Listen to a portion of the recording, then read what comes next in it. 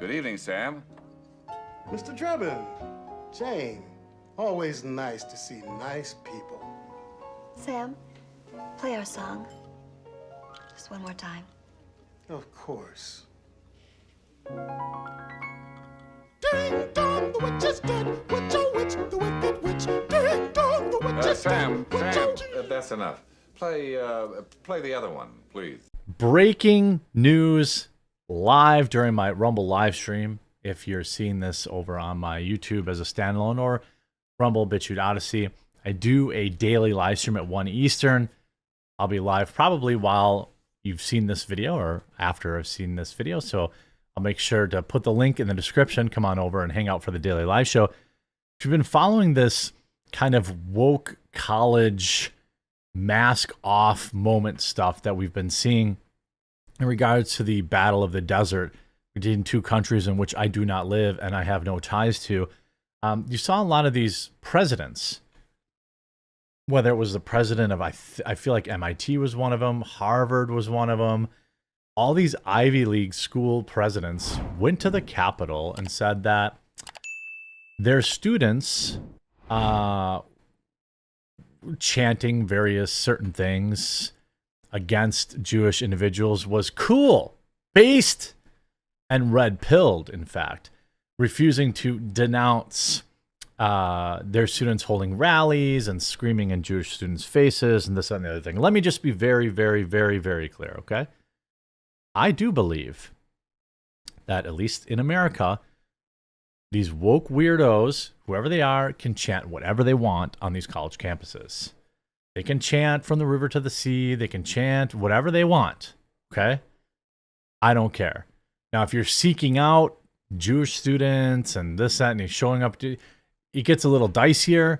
But as far as I'm concerned, that is still a First Amendment issue.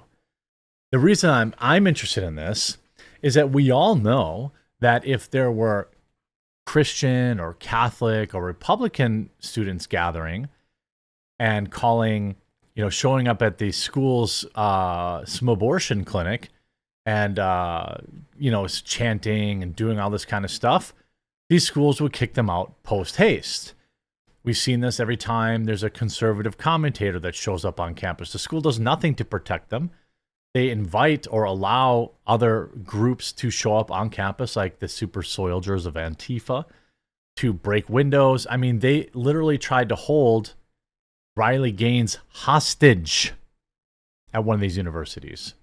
So for me, using the First Amendment protection for these particular students who are siding with Palestine in this doesn't really fly with me, because universities do not often show First Amendment considerations for, let's say, conservative causes or more traditional causes.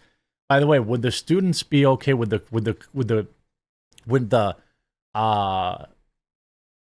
these woke university professors be okay with a bunch of students wearing white hoods and chanting anti-black stuff? It's a First Amendment thing, right? We all know that wouldn't be okay. If there was a bunch of Catholics or Christian students, putting up signs saying that, the LGBTQ community is degenerate and going to hell and all this stuff, and they were on the campus and they were chanting in LGBTQ students' faces and chasing them down on campus to say this kind of stuff, do you think that Claudine Gay would have supported that? No, of course not. Now, one of these woke college presidents has already resigned, but now Claudine Gay, after being exposed as essentially a serial plagiarist, has finally resigned. Now, she gave testimony at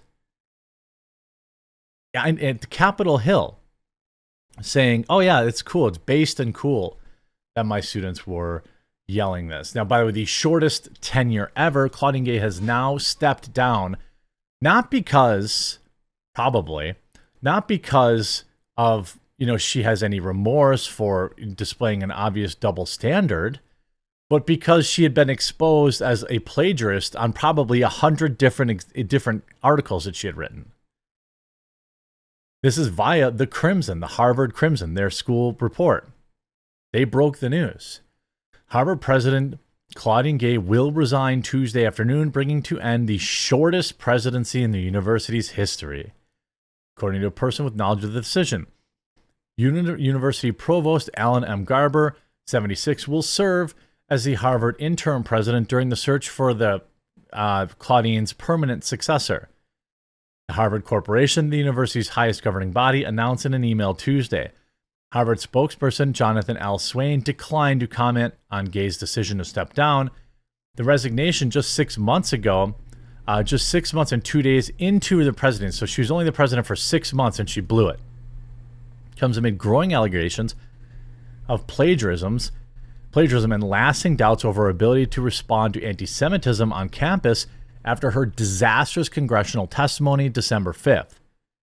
Gay weathered the scandal after scandal over a brief tenure, facing national backlash for administration's response to what happened on October 7th. Again, they don't actually have to be saying anything, you know? They don't have, Harvard didn't have to have a position on this, but they took one.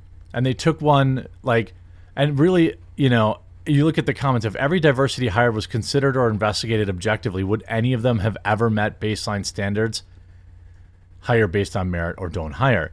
An awesome start to the new year. Doubt they learned anything from this. Obviously, her beliefs and competence were known and accepted. Now they need to find another woke, gender-sensitive, white-hating person to replace her. Can society finally conclude that hiring or promoting someone based on their race or orientation was never a good idea? I mean, I don't know how many of these people are Harvard students, but, you know, here's the thing. We know now for a fact that, you know, I'd be willing to suspect. I would be willing to suspect. I guess I can't say we know this for a fact, but I think we can suspect that everybody already knew about these plagiarism, you know, complaints, about the plagiarism stuff, and they were fine with it. Only when she basically endorsed rabid anti-Semitism on her campus did she lose her job. The college even stood by her after they've lost millions and millions and millions of dollars in donations. Millions. So I think, you know, what's interesting is, you know, I think what we're finding is it's the university was willing to stick with this woman even after her positions cost them millions. I think it might have been billions. It was an enormous amount of money that investors pulled out of these schools because, well, a lot of Jewish money were going into Harvard and Stanford and all these points. And people kept digging into her books, finding out that she was basically a serial plagiarist.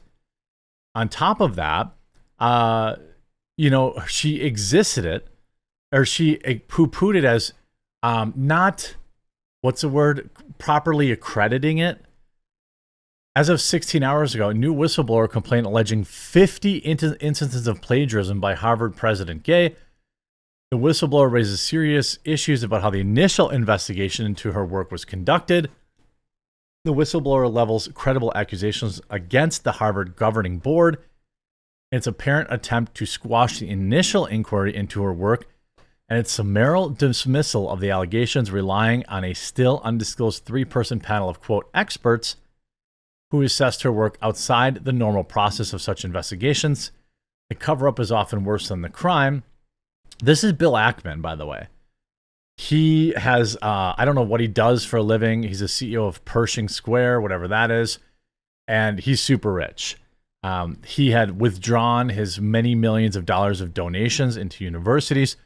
We've seen people like Dave Portnoy say he's never going to hire a student from any of these schools. We even saw Harvard enrollment or interest in Harvard going down because people didn't want to be associated with this stuff. You know, and after losing, you see here, this is from 2 weeks ago.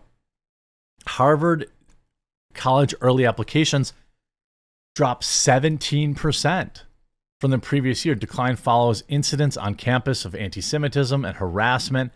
Rival Yale reports gain in early admissions. Not that that matters because they don't take, I mean, I'm not sure that it's actually a merit-based thing. I think they just kind of take, you know, they handpick whatever the flavor of the week is. You're going to, you know, if you're trans, you're getting in. If you're Asian, you're not getting in. You know, and if you look at, I think it was, let's see, Harvard donations. I think that they had lost, you know, all but three of more than 100 high dollar donations from Harvard employees go to Democrats. Shocking. You can see this in 2023, the donors that ditch Harvard and those who haven't. You see, the list of donors who've pledged their full funding has steadily grown, with billionaire Len Blavatnik emerging late last year to announce that he would be pausing all contributions to Harvard over its treatment of anti-Semitism. His family founded and had previously given the university at least $270 million. The Wexner Foundation, chaired by family members of ex-Victoria's Secret CEO Les Wexner, by the way, I believe he was around, didn't he get extorted by old Jeffrey? They pulled $2 million in support. Some high-profile donors to the universities have not, at least publicly, responded to controversies. The Chan Zuckerberg Initiative, for example, previously pledged a whopping $500 million to the university to establish an AI intelligence lab. Neither the initiative nor Mark Zuckerberg has been commenting on it. I mean, we're talking about a lot of money, and then it all stemmed from, of course, this hearing. Ms. Stefanik, you're recognized for 5 minutes. Do you side against the Jewish people in Israel and globally, correct? I will say again, that type of hateful speech is personally abhorrent to me. Do you believe that type of hateful speech is contrary to Harvard's code of conduct, or is it allowed at Harvard? It is at odds with the values of Harvard. Can you not say here that it is against the code of conduct at Harvard? We embrace a commitment to free expression, even of views that are objectionable, offensive. No, they don't. No, they don't. They only care about views that push a progressive agenda. You know what I mean? Like, it's insane to me. Well, she's gone. The fact that she stuck it out this long is actually shocking to me, but it'll just be another write-off for the woke machine, I suppose. Rest in pepperonis, lady. I look forward to you being promoted to the board of directors at Ben & Jerry's.